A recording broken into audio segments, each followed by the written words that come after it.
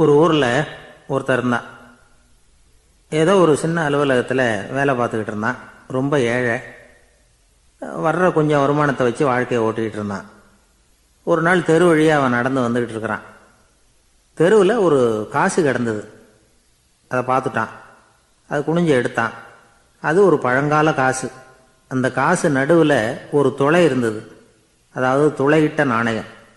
பழங்காலத்தில் புழக்கத்தில் இருந்த ஒரு நாணயம் அது. துளையிட்ட நாணயம் கிடைச்சதுன்னா ரொம்ப நல்லது, அது அதிர்ஷ்டம் அப்படின்னு ஒரு நம்பிக்கை உண்டு. இவன் கையில் அது கிடைச்சதும் ரொம்ப சந்தோஷப்பட்டான். இனிமேல் என்னுடைய கஷ்டம்லாம் தீரப்போகுது, அதிர்ஷ்டம் என்னை தேடி வரும், நான் பணக்காரன் ஆகிடுவேன் அப்படின்னு சொல்லிட்டு அந்த காசை தன்னுடைய கோட்டு பையில் பத்திரமா போட்டு வச்சுக்கிட்டான். அடிக்கடி அதை தொட்டு பார்த்துக்கிறது உண்டு, வெளியில் எடுக்க மாட்டான். இப்படியே கொஞ்ச காலம் ஆச்சு. அதுக்கப்புறம் என்னாச்சு தெரியுமா? நிஜமாவே அதிர்ஷ்டம் அவனை தேடி வர ஆரம்பிச்சுட்டுது. செல்வம் வந்து குவிஞ்சுது. பணம், பதவி, புகழ் எல்லாம் வந்து சேர்ந்தது. சமூகத்தில் அவன் ஒரு பெரிய மனுஷன் ஆயிட்டான். எல்லாரும் அவனை பாராட்டினாங்க. அவன் எதை தொட்டாலும் வெற்றி, எல்லாம் அந்த காசோட மகிமை அப்படின்னு அவன் மனசுக்குள்ளே நினச்சிக்கிட்டான். தினமும் காலையில் அந்த கோட்டை போட்டுக்கிட்டு தான் வெளியில் கிளம்புவான். புறப்படுறதுக்கு முன்னாடி கோட்டு பாக்கெட்டை தொட்டு பார்த்துக்குவான், உள்ளே காசு இருக்கா அப்படிங்கிறத உறுதிப்படுத்திக்குவான். அதுக்கப்புறம் தான் வெளியில் கிளம்புவான். இப்படியே பல வருஷம் ஓடி போச்சு. ஒரு நாள் அவனுக்கு அந்த ஆசை வந்துட்டுது. அதாவது அந்த துளையிட்ட நாணயத்தை எடுத்து கண்ணால் பார்க்கணும் அப்படின்னு. காலையில் சாப்பிட்டுக்கிட்டு இருந்தான். அப்போ தன்னுடைய மனைவி கிட்ட சொன்னான், ரொம்ப நாளைக்கு அப்புறம் என்னுடைய அந்த நாணயத்தை இன்னைக்கு வெளியில் எடுத்து பார்க்க போகிறேன்னா. என்னத்துக்கு அது, இப்போ அதை பார்க்க வேணாமே அப்படின்னு மெதுவாக இழுத்தாங்க அந்த அம்மா. இல்லை நான் பார்த்தே தீரணும் அப்படின்னு அவன் தன்னுடைய சட்டை பைக்குள்ளே கையை விட்டான். உள்ளே இருந்த நாணயத்தை வெளியில் எடுத்தான். பார்த்தா அவனுக்கு ஆச்சரியமாக போச்சு. அந்த நாணயத்தில் துளையே இல்லை. என்ன ஆச்சு அப்படின்னு சொல்லி அவன் ரொம்ப குழம்பி போயிட்டான். இப்போ அந்த அம்மா சொன்னாங்க, நான் தான் ஒரு நாள் உங்கள் கோட்டு ரொம்பவும் தூசியாக இருக்கேன்னு சொல்லி அதை ஜன்னலுக்கு வெளியில் உதறினேன். உள்ளே இருந்த அந்த காசு அப்போ எனக்கு தெரியாது, ஞாபகத்தில் இல்லை. அது தெருவில் விழுந்துட்டது போல இருக்கு. அதுக்கப்புறம் எவ்வளவோ தேடி பார்த்தேன், கிடைக்கல. அதுக்குள்ளே அதை யாரோ எடுத்துகிட்டு போயிட்டாங்க போல இருக்கு. அது இல்லைங்கிறது உங்களுக்கு தெரிஞ்சால் வருத்தமாக இருக்குமேங்கிறதுக்காக நான் தான் வேற ஒரு நாணயத்தை எடுத்து சட்டை பைக்குள்ளே வச்சுட்டேன் அப்படின்னு விவரத்தை சொன்னாங்க அந்த அம்மா. இது எப்போ நடந்ததுன்னு கேட்டான். உங்களுக்கு அந்த காசு கிடைச்சதே அன்னைக்கு மறுநாளே இது நடந்து போச்சு அப்படின்னாங்களாம். இதை கொஞ்சம் யோசனை பண்ணி பாருங்க. அவனுக்கு அதிர்ஷ்டத்தை கொடுத்தது அந்த நாணயம் இல்லை, அவனுடைய நம்பிக்கை, அதாவது தன்னம்பிக்கை. அதுதான் வேலை செஞ்சிருக்கு. இதிலிருந்து நாம் தெரிஞ்சுக்க வேண்டியது என்னன்னா, வாழ்க்கையில் முன்னேற நினைக்கிறவங்களுக்கு தன்னம்பிக்கை ரொம்ப முக்கியம். அது இல்லைன்னா முன்னேற முடியாது. ஒருத்தன் சொன்னானா, நான் எப்போவுமே என்ன தான் சார் நம்புவேன், மற்றவங்கள நம்ப மாட்டேன். நேற்றுக்கு பாருங்க, திடீர்னு 10 பேர் என்னை அடிக்க வந்துட்டாங்க, நான் ஒருத்தனாவே அதை சமாளித்தேன் அப்படின்றான் ரொம்ப பெருமையா. அது எப்படின்னு கேட்டாங்களாம். ஒரே ஓட்டமாக அங்கேருந்து ஓடி வந்துட்டேன் அப்படின்னு நானா. யாருக்காவது ஏதாவது கொடுத்துக்கிட்டே இருப்பார், கொடையாளி. தினமும் யாராவது ஒருத்தருக்கு ஏதாவது கொடுக்கலன்னா அவருக்கு தூக்கம் வராது. அப்படி ஒரு பழக்கம். அது மட்டும் இல்லை, அவர் கொடுக்கறது அடுத்தவங்களுக்கு தெரியாது, அவ்வளவு ரகசியமாக அதை கொடுப்பார். வலது கை கொடுக்கறது இடது கைக்கு தெரியக்கூடாதுன்னு சொல்லுவாங்கள்ல, அது மாதிரி அவர். ஒரு நாள் ராத்திரி அவர் ஏற்கனவே தயாராக கட்டி வச்சிருந்த பணம் முடிச்ச கையில் எடுத்துக்கிட்டு வீட்டை விட்டு வெளியில் வந்தார். தெருவில் இறங்கி நடந்தார். இன்னைக்கு யாருக்கு தர்மம் செய்கிறது அப்படின்னு யோசனை பண்ணிக்கிட்டே இருட்டில் நடந்து வந்துக்கிட்டு இருக்கிறார். யாரோ ஒருத்தர் எதிரில் வர்றது மாதிரி தெரிஞ்சுது.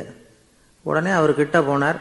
தன்கிட்ட இருந்த பணம் முடிச்ச அவசரமாக அவர் கையில் திணிச்சுட்டு திரும்பி வந்துட்டார்.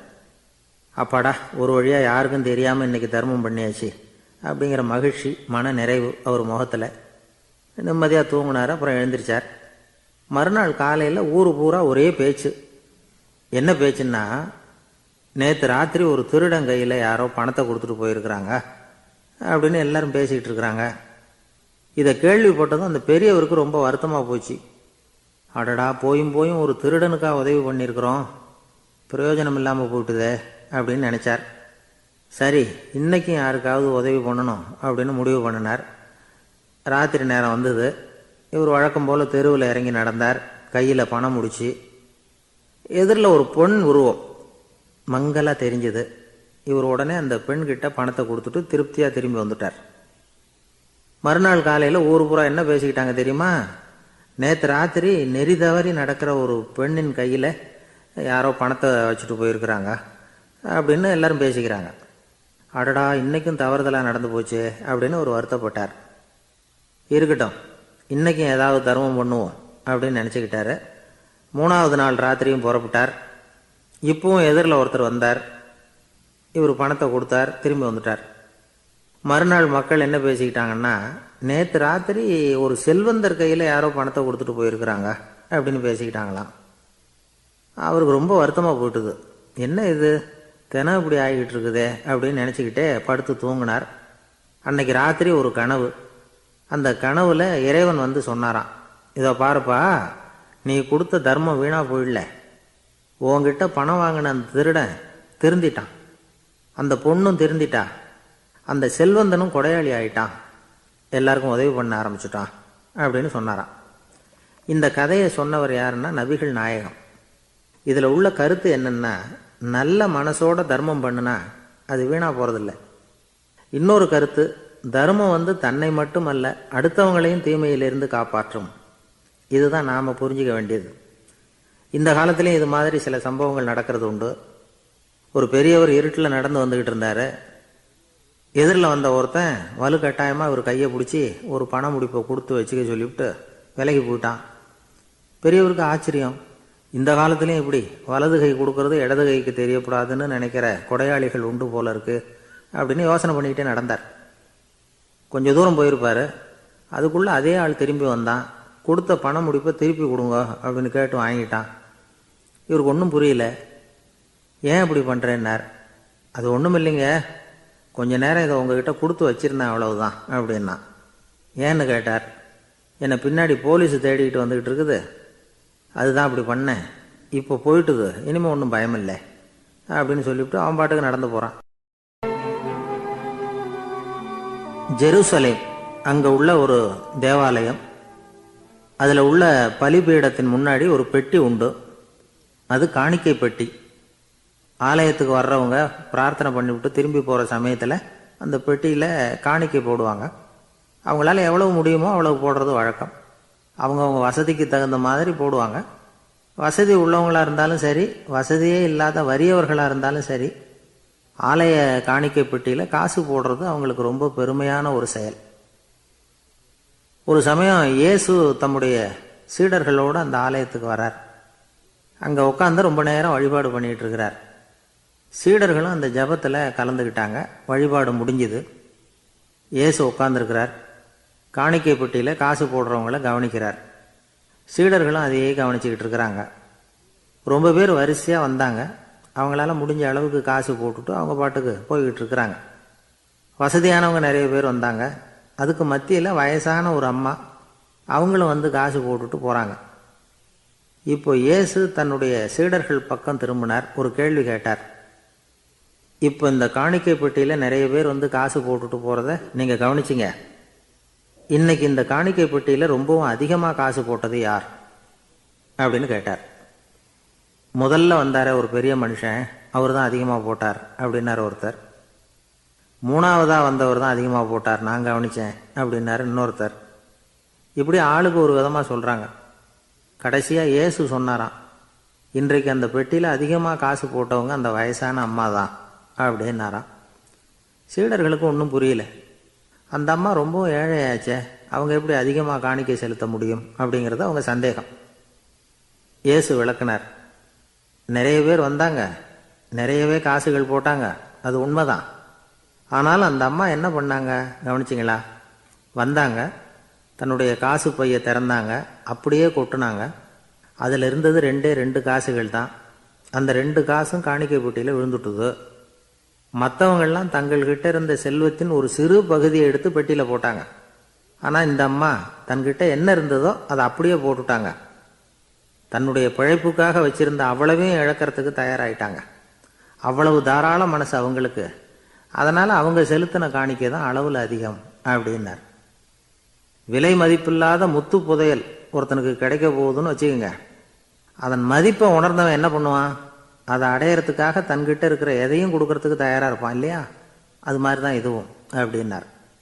உலக மதிப்பீடுகளை துரும்பா தூசியா மதிச்சு அதையெல்லாம் உதறி விடுகிறவன் இறையருள் அப்படிங்கிற இணையில்லாத செல்வத்தை பெறுகிறான் அப்படிங்கிறது இதில் உள்ள கருத்து. இறைவனுக்காக இழப்பதுன்னா துன்பப்படுகிறவர்களுக்காக, ஏழைகளுக்காக, ஏதுமற்றவர்களுக்காக இழப்பது அப்படின்னு அர்த்தம். உங்கள் அயலானுக்கு நீங்கள் என்ன உதவி செய்தாலும் அதை எனக்கே செய்கிறீர்கள் அப்படின்னு இயேசு சொல்லியிருக்கிறார். அடுத்தவங்களுக்கு உதவணுங்கிற குணம் இன்னைக்கு ரொம்ப குறைஞ்சி போச்சு. ஒருத்தன் வாழைப்பழத்தோல் வழுக்கி கீழே விழுந்துட்டான். பக்கத்தில் இருந்த நண்பன் உடனே இவனை தூக்கிக்கிட்டு போய் ஆஸ்பத்திரியில் சேர்த்துட்டான். அதுக்கப்புறம் சொன்னான், நீ அந்த வாழைப்பழத்தோலில் காலை வைக்க போகிறத முன்னாடியே நான் கவனிச்சுட்டேன் அப்படின்னு நானா. அப்படின்னா அப்போவே நீ எனக்கு உதவி செஞ்சுருக்கலாமே அப்படின்னு நானா. அவன், நான் டாக்டருக்கு உதவலாம்னு நினச்சிட்டேன் அப்படின்னா. இவன் பெரிய குடும்பத்தில் பிறந்தவர், இருக்கிற சொத்துக்கள் எல்லாத்தையும் வாரி வழங்கிவிட்டு காட்டுக்கு புறப்பட்டார் தவம் செய்யறதுக்காக. இருந்தது பூராவும் கொடுத்துட்டார், இனிமேல் எதுவுமே இல்லை கொடுக்கறதுக்கு. அப்போ கடைசியாக ஒருத்தன் வந்து கையை நீட்டினானா, ஐயா ஏதாவது கொடுங்கன்றிருக்கான். அவர் பார்த்தார், கட்டியிருக்கிற வேட்டியை தவிர வேற எதுவுமே இல்லை. 8 முழம் பட்டு வேட்டி, ஜரிகை கரையோடு இருக்குது. கடைசியாக அதை தான் எடுத்துக்கிட்டு அவர் புறப்பட்டுருக்கார். அவர் பார்த்தார், எதிரில் அவன் பரிதாபமாக நின்றுட்டு இருக்கிறான். அந்த 8 முழ வேட்டியை 2ஆக கிழிச்சார். 4 முழத்தை அவங்ககிட்ட கொடுத்தாரு. மீதி 4 முழத்தை தன்னுடைய இடுப்பில் கட்டிக்கிட்டு அவர் காட்டுக்கு போயிட்டார். இவன் என்ன பண்ணான் தெரியுமா? கையில் கிடைச்ச 4 முழத்தை எடுத்துக்கிட்டு கடை வீதிக்கு போனான்.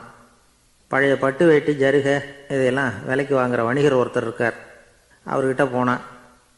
இதை விலைக்கு எடுத்துக்கிறீங்களா அப்படின்னு கேட்டிருக்கான். அவர் வாங்கி பார்த்துருக்கார்.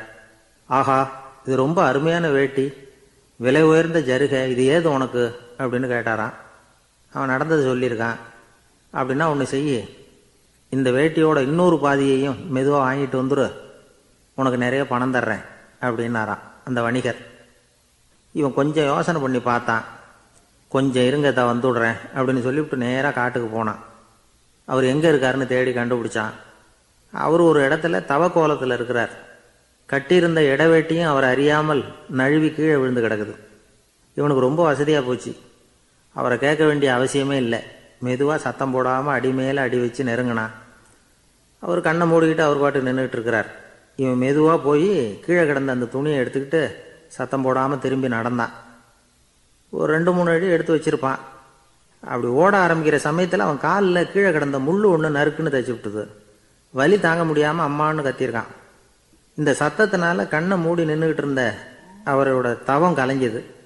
மெல்ல கண்ணை திறந்து பார்க்குறார். தன் இடையில இருந்த வேட்டி அவன் கையில் இருக்கு. இப்போ அவர் நினைக்கிறார், என்ன நினைக்கிறார்னா, இந்த வேட்டி மீது நான் வைத்த ஆசையல்லவா அவனை திருடனாக ஆக்கிவிட்டது அப்படின்னு நினைச்சாராம். இந்த வேட்டி மேலே நாம் வச்ச ஆசை அவனை திருடும்படி ஆக்கிவிட்டதே அப்படின்னு நினைச்சாராம். இது எப்பேற்பட்ட மனநிலை அப்படிங்கிறத கொஞ்சம் யோசனை பண்ணி பாருங்க. தான் ஒரு பொருள் மேலே வச்ச பற்று இன்னொரு மனிதன் திருடனாக ஆகிறதுக்கு காரணம் ஆயிட்டுதேன்னு நினைக்கிறார். அப்படி நினைச்ச அந்த பெரியவர் யார் தெரியுமா? அவர் தான் மகாவீரர். இழந்துட்டேங்கிறியே, நீ என்னத்தை கொண்டுகிட்டு வந்த எங்க இழந்துடுறதுக்கு? நீ என்னத்தை உண்டாக்குன இது அழிஞ்சுட்டுதுன்னு சொல்றதுக்கு? இதுதான் அவருடைய சிந்தனை. இன்றைக்கு நம்ம சிந்தனையெல்லாம் வேற மாதிரி இருக்குது. ஒருத்தன் நடுத்தெருவில் உட்காந்து அழுதுகிட்டு இருந்தான். அந்த வழியாக வந்தவர் ஒருத்தர், ஏன்பா அழறேன்னு கேட்டாராம். 5 ரூபா சார், இந்த இடத்துல விழுந்துட்டுது, ரொம்ப நேரமாக தேடுறேன், கிடைக்காது போல இருக்கு அப்படின்னு சொல்லிவிட்டு அழறான். எப்போ தொலைஞ்சதுன்னு கேட்டாரான் அவர்.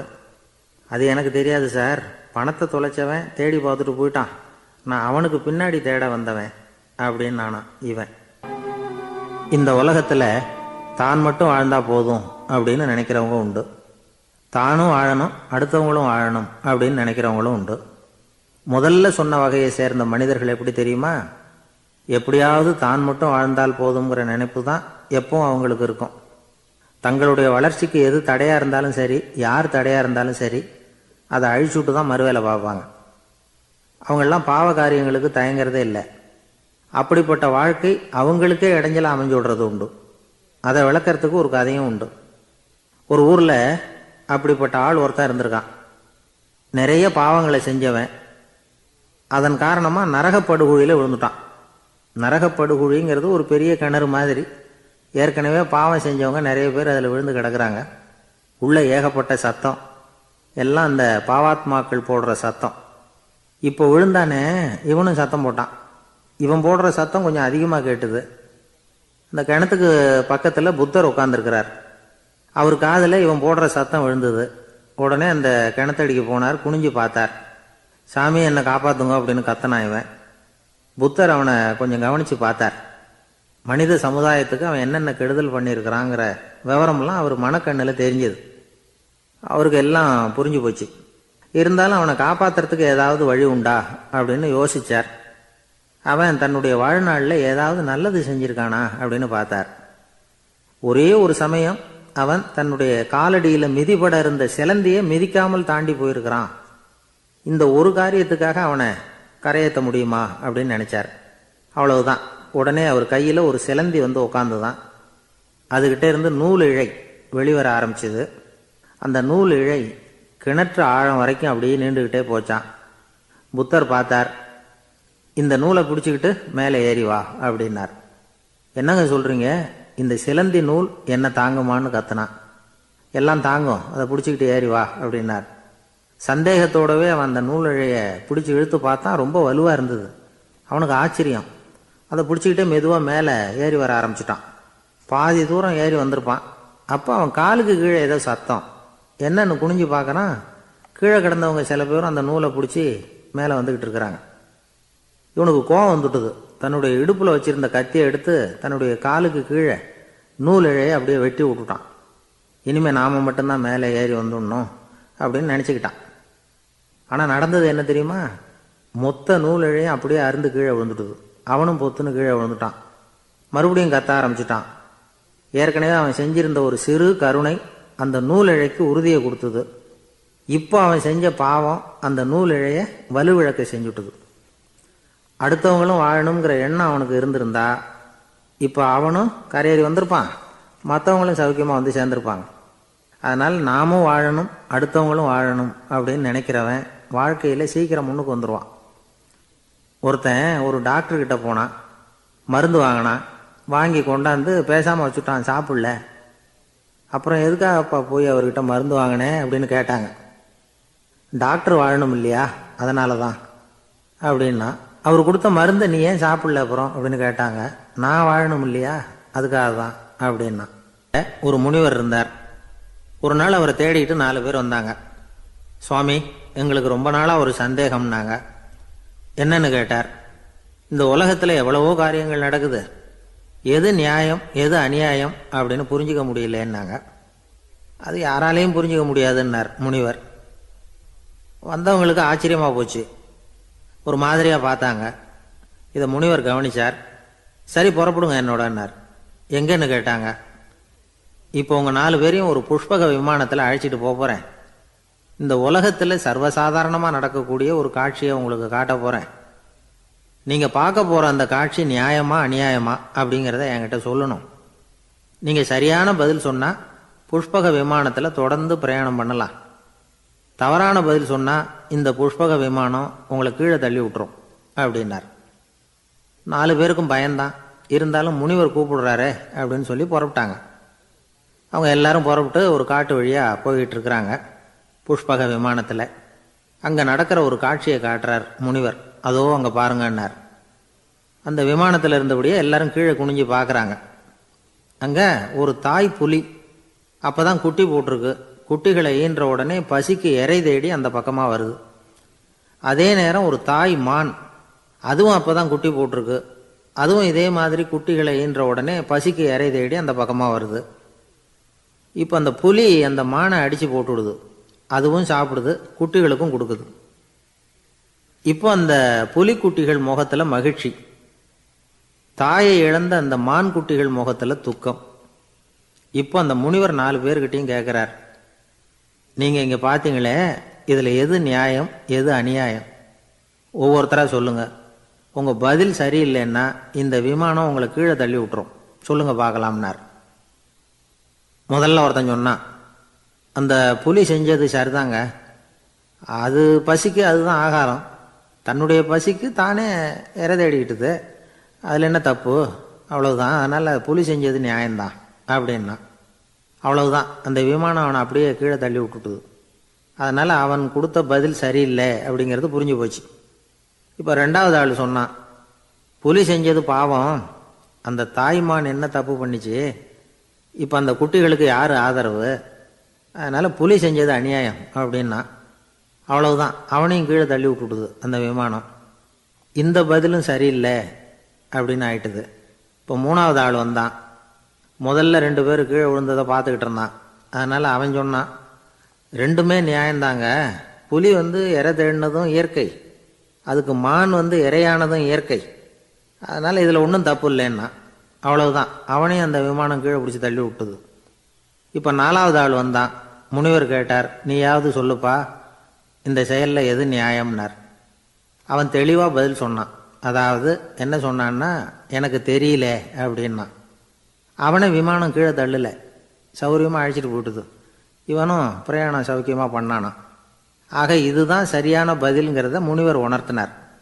இந்த கதையிலிருந்து நாம் புரிஞ்சுக்க வேண்டியது என்னென்னா, இந்த உலகத்தில் எவ்வளவோ காரியங்கள் நடக்குது, அதெல்லாம் ஏன் அப்படி நடக்குதுங்கிறதுக்கு எப்பேற்பட்ட பண்டிதராலும் பதில் சொல்ல முடியாது. தெரியாததை தெரியாதுன்னு ஒத்துக்கிட்டா வாழ்க்கை பிரயாணம் சுகமாக இருக்கும். அதனால் தேவையில்லாத விஷயங்களை புரிஞ்சுக்கிறதுக்கு நேரத்தை செலவு பண்ணிகிட்டு இருக்கக்கூடாது. வாழ்க்கையை குழப்பிக்கக்கூடாது.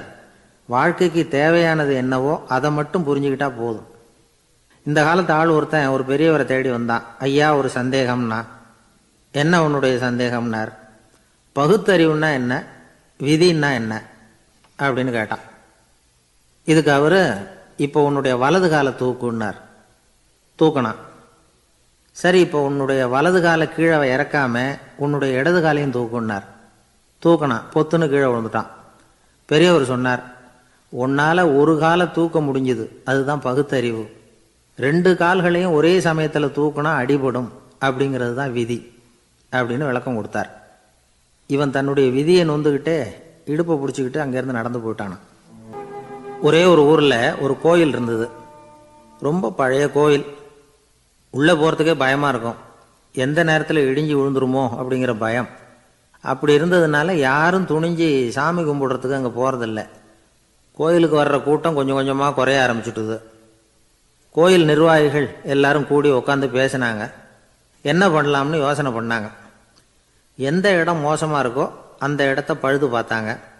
அங்கே எங்கே வர்ணத்தை பூசி கொஞ்சம் அழகுபடுத்தி பார்த்தாங்க.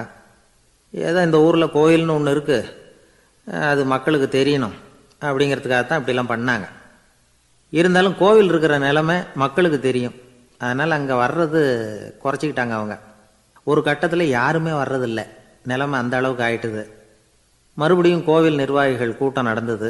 இந்த கூட்டம் கூட கோயிலுக்கு உள்ளே நடக்கலை, இடிஞ்சு விழுந்துருமோங்கிற பயம்.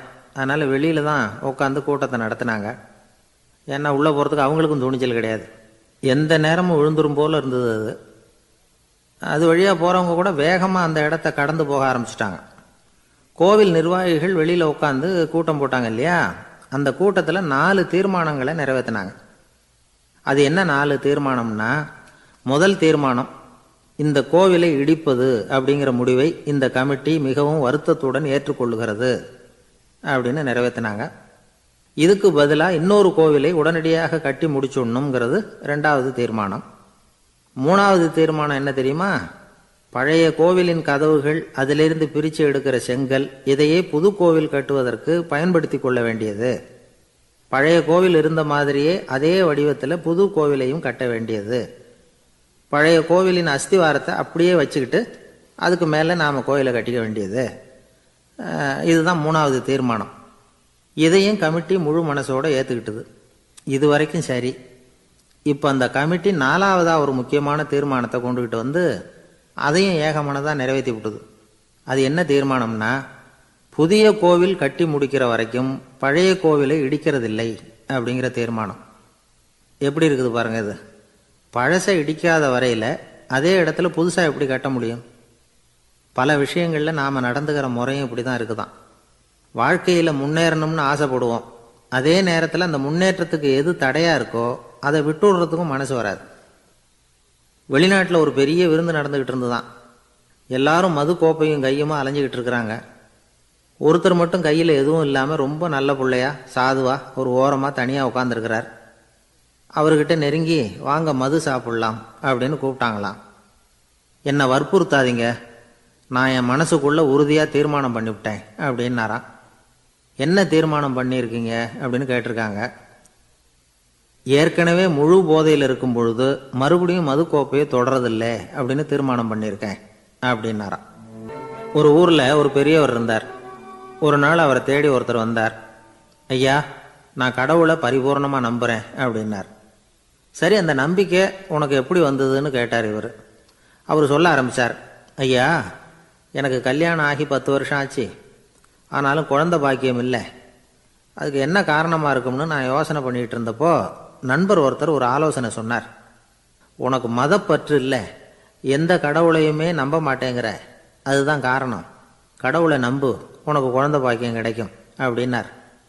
அவர் அப்படி சொன்னாரே தவிர எனக்கு சந்தேகம்தான். இருந்தாலும் அவர் சொன்னபடியும் நடந்து தான் பார்ப்போமே அப்படின்னு முடிவு பண்ணேன். கடவுளை நம்ப ஆரம்பித்தேன். அந்த வருஷமே அழகான ஆண் குழந்தை பிறந்தது. எல்லாம் இறைவன் அருள் அப்படின்னார். இவர் இப்படி சொன்னதை கேட்டதும் அந்த பெரியவர் சொன்னார், நீ சொல்கிறதெல்லாம் சரிதான். இருந்தாலும் இந்த காலத்தில் எந்த ஒரு காரியமாக இருந்தாலும் அதை சோதனை செஞ்சு பார்த்துட்டு தான் ஒரு முடிவுக்கு வந்து சேர முடியும். அறிவுபூர்வமான முடிவு அதுவாக தான் இருக்கும். அறிவியல் சோதனைகள் அப்படித்தான். ஒரு குறிப்பிட்ட விஷயத்தை பற்றி எத்தனை தடவை சோதனை பண்ணாலும் ஒரே முடிவு தான் கிடைக்கணும். அதுதான் சரியாக இருக்கும். அதனால் இப்போ மறுபடியும் ஒரு சோதனைன்னார். என்ன செய்யணும் அப்படின்னு கேட்டார் இவர். கடவுள்கிட்ட ஒரு பெண் குழந்தை வேணும்னு கேளு. முதல்ல ஆண் குழந்தையை கொடுத்தது மாதிரியே இப்போ ஒரு பெண் குழந்தையையும் கொடுக்குறாரா பார்க்கலாம் அப்படின்னார். சரின்னு சொல்லி இவர் அதே மாதிரி முயற்சி பண்ணினார். அதுக்கப்புறம் அவர் இந்த பெரியவர்கிட்ட வரவே இல்லை. கொஞ்ச காலம் கழித்து இவரே அவரை தேடிக்கிட்டு போய் கதவை தட்டினார். அவர் கதவை திறந்தார். என்ன ஆச்சு, கடவுள் கண் திறந்தாரா அப்படின்னு கேட்டார். அவர், அந்த சமாச்சாரம்லாம் நமக்கு வேணாம் சார். முதல் தடவை அது ஏதோ தற்செயலாக ஏற்பட்ட ஒரு சாதகம். இப்போ நீங்கள் 2வது தடவை சொன்ன பிறகு தினமும் கடவுளை வேண்டிக்கிட்டு தான் இருக்கிறேன், ஒன்றும் நடக்கலை அப்படின்னார் ரொம்ப விரக்தியாக. ஒரே ஒரு தோல்வியில் உங்கள் நம்பிக்கையெல்லாம் பறந்து போயிட்டுது பார்த்தீங்களா அப்படின்னார் அந்த பெரியவர். எல்லாம் நல்ல விதமாக நடக்கிற வரைக்கும் நம்பிக்கை, எதிர்பார்த்தது தோல்வியில் முடிஞ்சுட்டுதுன்னா அவநம்பிக்கை. மற்றவர்கள் பேரில் வைக்கிற நம்பிக்கை எந்த நேரத்திலையும் விவகாரமாகி விடக்கூடிய சாத்தியம் உண்டு. நாம் நம்பிக்கை வைக்க வேண்டியது நம்மகிட்ட தான். நமக்குள்ளே இருக்கிறார் கடவுள். எனவே நம்ம பேரில் நாம் வைக்கிற நம்பிக்கை தான் உண்மையான கடவுள் பக்தி. நிபந்தனையற்ற நம்பிக்கையாக அது இருக்கணும். எல்லாம் நல்லபடியாக நடந்துக்கிட்டு இருந்தால் எந்த முட்டாளுக்கும் நம்பிக்கை வரத்தான் செய்யும் அப்படிங்கிறது ஒரு பெரிய ஒரு கருத்து. தியானத்தின் மூலமாக தான் உனக்குள்ள ஆழமாக தோண்டுனா உன்னுடைய அடி ஆழத்தில் நம்பிக்கை வந்து அப்படி ஊற்றெடுக்கும், அதை பார்க்க முடியும் அப்படிங்கிறது பெரியவர்கள் சிந்தனை. ஒரு குழந்தை அப்பாவை பார்த்து என்னப்பா பண்ணுறேன்னு கேட்டுதான். பிரார்த்தனை பண்ணிகிட்டு இருக்கிறேன்னாராம் அப்பா. பிரார்த்தனை பண்ணுனா என்ன கிடைக்கும் அப்படின்னு கேட்டுதான் குழந்தை. எல்லாம் கிடைக்கும் அப்படின்னாராம் அப்பா. நீ வச்சிருக்கிறிய பேனா அது கூட கிடைக்குமான்னு கேட்டுதான் குழந்தை. கிடைக்குமேன்னு இருக்கார். அப்படின்னா அந்த பேனாவை என்கிட்ட கொடுத்துரு, நீ பிரார்த்தனை பண்ணி வேற பேனா வாங்கிக்கோ அப்படின்னு தான் அந்த குழந்தை. ஒரு குரு இருந்தார், ஜென் குரு. அவரை தேடிட்டு ஒரு மன்னர் வந்தார். வந்தவர் ஜப்பான் மன்னர். தோட்டக்கலையை பற்றி தெரிஞ்சுட்டு போகிறதுக்காக அவர் வந்தார். எப்படி தோட்டம் அமைக்கிறது அப்படிங்கிறத பற்றி அந்த குரு விவரமாக சொல்லி கொடுத்தாரு. 1 நாள் 2 நாள் இல்லை, 3 வருஷம் கற்றுக் கொடுத்தார். அதுக்கப்புறம் சொன்னார், நான் கற்றுக் கொடுத்துட்டேன், இனிமேல் நீங்கள் போகலாம், போய் தோட்டம் அமைக்கலாம். அதுதான் உங்களுக்கு பரீட்சை. தோட்டம் அமைச்ச பிறகு சொல்லி அனுப்புங்க, நான் வந்து பார்க்குறேன். நீங்கள் இங்கே என்னவெல்லாம் கற்றுக்கிட்டீங்களோ அதையெல்லாம் அங்கே செயல்முறையில் செஞ்சு காட்டுங்க அப்படின்னு சொல்லி அனுப்பி வச்சார். மன்னர் போனார். அரண்மனைக்கு பக்கத்திலேயே ஒரு பெரிய தோட்டத்தை உண்டு பண்ணினார். அழகான மரங்களையும் செடிகளையும் உருவாக்கினார். கிட்டத்தட்ட 1000 தோட்டக்காரர்களை பயன்படுத்தி 3 வருஷங்கள் முயற்சி பண்ணி அந்த அழகான தோட்டத்தை உருவாக்கினார். குருகிட்ட இருந்து செய்தி வந்தது, நாளைக்கு வந்து தோட்டத்தை பார்க்குறேன் அப்படின்னு. மன்னர் உடனே சுறுசுறுப்பாயிட்டார். முதல் நாளே தோட்டத்தை சுத்தப்படுத்தினார். ராத்திரி பூரா யாரும் தூங்கலை. எல்லாருக்கும் தோட்டத்தை ஒழுங்குபடுத்துகிற வேலை. அது அந்தந்த இடத்துல ஒழுங்காக இருக்குதா அப்படின்னு சரி பார்த்தாங்க. ஒரு தவறும் இல்லாத வகையில் அதை ஒழுங்குபடுத்தினாங்க. மறுநாள் குரு வந்தார், தோட்டத்தை பார்த்தார். அவருக்கு கோபம் வந்துட்டுது. மன்னருக்கு ஆச்சரியம், எப்பவும் சிரிச்சுக்கிட்டே இருக்கிறவர் இப்போ இப்படி இருக்கிறாரே அப்படின்னு. மெதுவாக குருக்கிட்ட போய் எல்லாம் சரியாக தானே இருக்குது அப்படின்னார். எல்லாம் சரிதான், ஆனாலும் எங்கே அந்த பொன்னிற காற்று அப்படின்னார். உதிர்ந்த இலைகள், பொன் மஞ்சள் நிற இலைகள் காற்றில் அப்படி புரண்டு ஓடுவதை நான் பார்க்க முடியவில்லையே அப்படின்னாராம். அது இல்லாமல் இந்த தோட்டம் உயிரோட்டம் உள்ளதாக இருக்காது, இதில் பாடல் இல்லை ஆடல் இல்லை, அதெல்லாம் இல்லாமல் இந்த தோட்டம் ரொம்பவும் செயற்கையாக தெரியுதேன்னாராம். மன்னர் இப்போ தான் யோசனை பண்ணார். கீழே கிடந்த காஞ்சி போன இலைகள் மட்டும் இல்லை, மரத்தில் இருந்த காஞ்சி போன இலைகளையும் அப்புறப்படுத்தி சுத்தமாக வச்சிருக்கிறார். இறப்பும் வாழ்க்கையினுடைய ஒரு பகுதி தான். மரணம்ங்கிறது வாழ்க்கைக்கு எதிரானது அல்ல, அதை நிரப்பும் ஒரு பகுதி தான் அது. மரணம் இல்லையில் வாழ்க்கையே இல்லை அப்படிங்கிறது பெரியவங்க கருத்து. இப்போ அந்த தோட்டம் அழகாக தான் இருக்குது, இருந்தாலும் அது ஒரு ஓவியம் மாதிரி உயிர் இல்லாமல் இருக்கு. குரு ஒரு வாளியை கையில் எடுத்துக்கிட்டார், தோட்டத்தை விட்டு வெளியில் போனார். ஏற்கனவே வீசி எறிந்த அந்த சருகுகளை எல்லாம் அள்ளி கொண்டுகிட்டு வந்தார். உள்ள எல்லா இடங்கள்லையும் அதை வீசினார். உடனே காற்று அந்த காய்ந்த சருகுகளையும் பழுத்த இலைகளையும் அசைக்க ஆரம்பிச்சுட்டுது.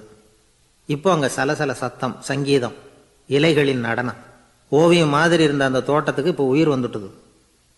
இதுதான் அந்த பொன்னான காற்று அப்படின்னாராம் குரு. மன்னருக்கு புரிஞ்சுது. மிகப்பெரிய ஜென் கேள்வி ஒன்று உண்டு. உம்மான் அப்படிங்கிற ஒரு பெரிய குருவை பார்த்து துறவி ஒருத்தர் கேட்டாராம், இலைகள் எல்லாம் கீழே விழுந்து மரங்கள் மொட்டையாக இருக்கும் பொழுது என்ன நடக்கும்? இதுதான் கேள்வி. இதுக்கு உம்மான் சொன்ன பதில் பொன்னான காற்று, தி கோல்டன் விண்ட் அப்படின்னாராம். இதுக்கு என்ன விளக்கம்னா, உன்னுடைய எண்ணங்கள் எல்லாம் உன்னுடைய மனசிலிருந்து கீழே விழுந்து உனது உள்ளுணர்வானது மொட்டையாக நிற்கும் நிலைதான் அது. உனது வேர்களின் அருகில் காற்று வீசுகிறது. எல்லா எண்ணங்களும் உன்னிலிருந்து வெகு தூரத்துக்கு புரண்டு கொண்டே சென்று விடுகிறது. நீ அவற்றை கடந்து விட்டால் நீ அவைகளுக்கெல்லாம் மேலெழுந்து கீழே பார்ப்பவனைப் போல நிற்க ஆரம்பித்து விடுவாய். அதுதான் தியானம் என்பது அப்படின்னு சொல்றாங்க. தியானம்ங்கிறது எண்ணத்துக்கு எதிரானது இல்லை, தியானம்ங்கிறது எண்ணங்களை கடந்து செல்வது தான்.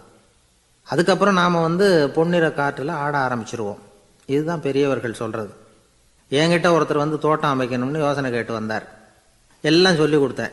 செடிகள்லாம் செழிப்பாக வளரணும்னா வேர் காயாமல் பார்த்துக்குங்க, தினமும் தண்ணி விடுங்க அப்படின்னு சொல்லி அனுப்பி வச்சேன். ஒரு மாதம் கழிச்சு அவர் தோட்டத்தை பார்க்கறதுக்காக போனேன். போய் பார்த்தா எல்லா செடியும் வாடி கிடக்குது. என்னங்க இப்படி பண்ணிவிட்டீங்கன்னு. நீங்கள் சொன்னபடி தான் செஞ்சேன்னார். என்ன செஞ்சீங்கன்னு கேட்டேன். வேறு காயாமல் பார்த்துக்க சொன்னீங்க, தினமும் ஒரு தடவை எல்லா செடியையும் ஒவ்வொன்றா பிடுங்கி பார்த்து வேறு காயாமல் இருக்கா அப்படின்னு பார்த்துட்டு அதுக்கப்புறம் தண்ணி பாய்ச்சினேன், அவ்வளவுதான் அப்படின்னார். ஒரு ஊரில் 4 நண்பர்கள் இருந்தாங்க. 4 பேரும் சோம்பேறிகள். 4 பேருக்கும் எந்த வேலையும் செய்யறதுக்கு உடம்பு வளையறதில்லை. இருந்தாலும் சோம்பேறித்தனத்தில் ஒருத்தருக்கு ஒருத்தர் கொஞ்சம் வித்தியாசம் உண்டு. அதுக்கு தகுந்த மாதிரி அவங்களுக்கு பேர் அமைஞ்சு போச்சு. ஒருத்தன் கால் சோம்பேறி, இன்னொருத்தன் அரை சோம்பேறி, அடுத்தவன் முக்கால் சோம்பேறி, கடைசி ஆள் முழு சோம்பேறி. இவங்க 4 பேரும் நண்பர்கள். அப்புறம் எப்படி காரியம் நடக்கும்? 4 பேரும் ஒரு வீதியில் அப்படியே நடந்து போய்கிட்டு இருக்கிறாங்க. நல்ல பசி.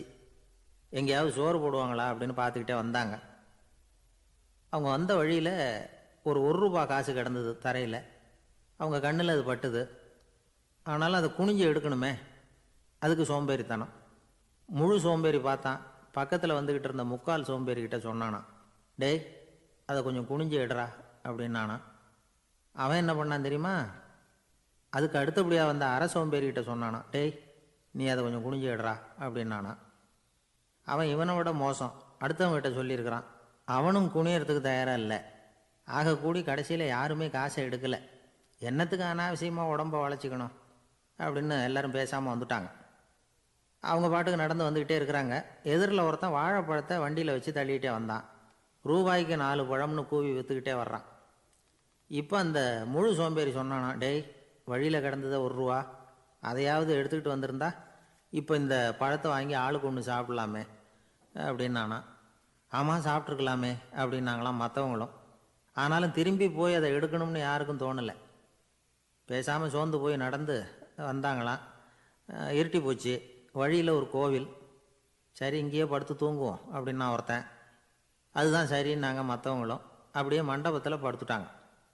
கோவில் அர்ச்சகர் வேலையெல்லாம் முடிச்சுவிட்டு வெளியில் வந்திருக்காரு. இவங்கள பார்த்தாராம். ஏன் இப்படி சோர்ந்து போய் கிடக்குறீங்க அப்படின்னு விசாரிச்சிருக்கார். 2 நாளாச்சுங்க நாங்கள் சாப்பிட்டு அப்படின்னாங்களாம். அவர் உடனே ஐயோ பாவம் அப்படின்னு சொல்லி பானை, விறகு, அரிசி, தண்ணி எல்லாம் கொடுத்து நீங்களே சமையல் பண்ணி சாப்பிட்டுக்குங்க அப்படின்னு சொல்லிவிட்டு போயிட்டார். இந்த 4 பேருக்கும் சமையல் பண்ணி சாப்பிட்ணும்னு ஆசையாக தான் இருந்தது. ஆனால் அடுப்பு பற்ற வைக்கணுமே, அதுக்கு தீப்பெட்டி வேணுமே, தீப்பெட்டி இல்லை. இப்போ முழு சோம்பேறி ஆரம்பித்தான். அடுத்தவனை பார்த்து, டேய் கடைக்கு போய் ஒரு தீப்பெட்டி வாங்கிட்டு வாயேன் அப்படின்னு நானான். அவன் வழக்கம் போல் அடுத்தவங்ககிட்ட சொல்லியிருக்கான், அவன் அதுக்கு அடுத்தவங்ககிட்ட சொல்லியிருக்கிறான். கடைசியாக கால் சோம்பேறிக்கிட்ட வந்து சேர்ந்தது.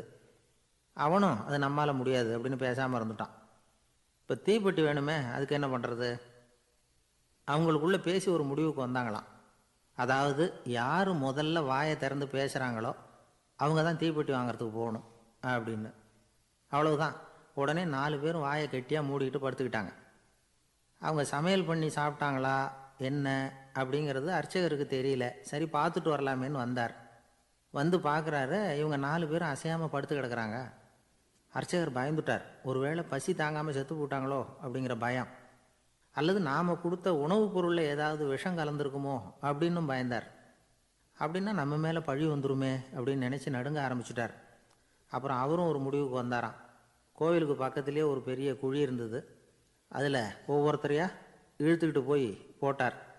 கொஞ்சம் மண்ணை தள்ளினார், காலால் மிதித்தார். அவர் மிதித்த மிதி ஒருத்தன் அடி வயத்தில் போட்டுவிட்டுது. அவன் உடனே வலி தாங்காமல் ஐயோ அம்மான்னு அலறினான். உடனே நடந்தது என்ன தெரியுமா? மற்ற 3 பேரும் துள்ளி எழுந்திரிச்சாங்களாம். அவனை பார்த்து, நீ தாண்டா தீப்பெட்டி வாங்க போகணும், நீ தாண்டா வாங்க போகணும், நீ தான் சத்தம் போட்ட அப்படின்னு சொல்லி ஆரம்பிச்சுட்டாங்களாம். அர்ச்சகர் பார்த்தார், இது பேய் மாதிரி தெரியுதுன்னு நினச்சிக்கிட்டு ஒரே ஓட்டமாக ஓடி போட்டாராம். கிராமப்புறங்களில் இப்படி ஒரு கதையை சொல்கிறது உண்டு. சோம்பல்ங்கிறது நம்ம முன்னேற்றத்துக்கு பெரிய தடை அப்படிங்கிறத நாம் புரிஞ்சுக்கணும். அதுதான் இந்த கதை சொல்கிற நீதி. ஒரு பள்ளிக்கூடத்தில் ஒரு புதுமையான போட்டி நடந்துதான். அதாவது சோம்பேறித்தனத்துக்கு பரிசு. அதில் 2வது பரிசு யாருக்குன்னு அறிவித்தாங்க. ஒரு பையன் எழுந்திரிச்சு மெதுவாக நடந்து போய் பரிசை வாங்கிட்டான். அடுத்தது முதல் பரிசு யாருக்கு அப்படின்னு அறிவித்தாங்களாம். அவன் கடைசி வரிசையிலேருந்து கத்தனானான், ஐயா அதையும் அந்த பையன் மூலமாகவே கொடுத்து அனுப்பி வச்சுருங்க, இங்கே வந்தது நான் வாங்கிக்கிறேன் அப்படின்னா. ஒரு ராஜா இருந்தார்.